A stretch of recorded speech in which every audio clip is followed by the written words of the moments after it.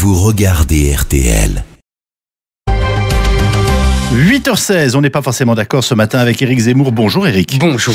Vladimir Poutine est donc au cœur d'une actualité, alors multiple. Il va être élu président de la Russie dimanche, tandis que l'Angleterre accuse ses services secrets d'avoir empoisonné un ancien agent russe à Londres et qu'on célèbre le 5e anniversaire de la guerre en Syrie. Et oui, si Poutine n'existait pas, les médias occidentaux l'auraient inventé.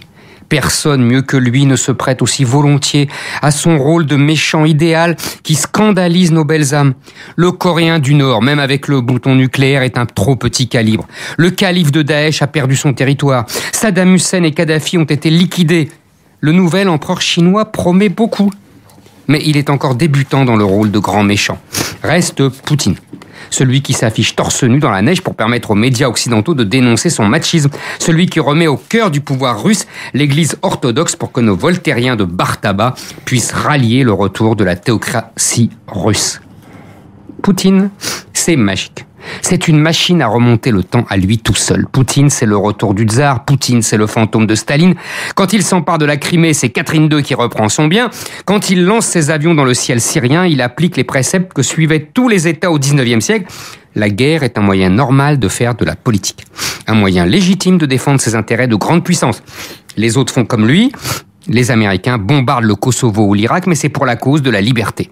Les Français liquident Kadhafi, mais c'est pour sauver des vies humaines. Les autres se cachent derrière des faux semblants pour faire croire au concept fumeux de communauté internationale et de droit international. Poutine, lui, défend ses alliés. Vous voulez dire, Éric, que seul Vladimir Poutine assume ce qu'il est, c'est bien ça ? C'est ça. Seul Poutine reconnaît qu'il regrette le temps de la grandeur de l'Union soviétique.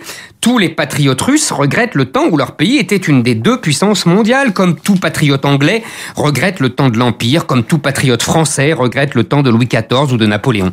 Mais en Europe, les patriotes ont disparu ou sont sommés de se taire. Poutine, lui, porte son patriotisme en bandoulière comme le peuple russe pour la plus grande joie des médias occidentaux qui peuvent le diaboliser en nouveau Staline. Ah, Staline. À l'époque, c'était la guerre froide. Les espions de l'Est et de l'Ouest s'affrontaient de part et d'autre du mur de Berlin. On en faisait des livres et des films. C'était le bon temps. En tout cas pour Hollywood, et pour les Américains qui pouvaient effrayer les Européens de l'Ouest et les ramener sans difficulté sous leur aile protectrice. Grâce à Poutine, le même jeu recommence. Alors même que l'Union soviétique a sombré il y a près de 20 ans. Les Anglais peuvent revenir au temps des films en noir et blanc. On ne sait pas si les espions russes sont à l'origine de l'empoisonnement dont on les accuse, mais Theresa May fait comme si. Si ce n'est pas vrai, c'est bien trouvé. Si ce n'est pas vrai, cela ne peut pas faire de mal. Poutine, dimanche prochain, sera réélu sans coup férir à la tête de la Russie. Il entamera son 4e mandat, son dernier, promet-il. D'ici là, il trouvera bien un héritier pour prendre sa succession. Comme au temps de la Rome antique, lorsque les empereurs adoptaient un fils qui devenait empereur à son tour. Après tout, Moscou a toujours rêvé d'être la nouvelle Rome. Éric Zemmour.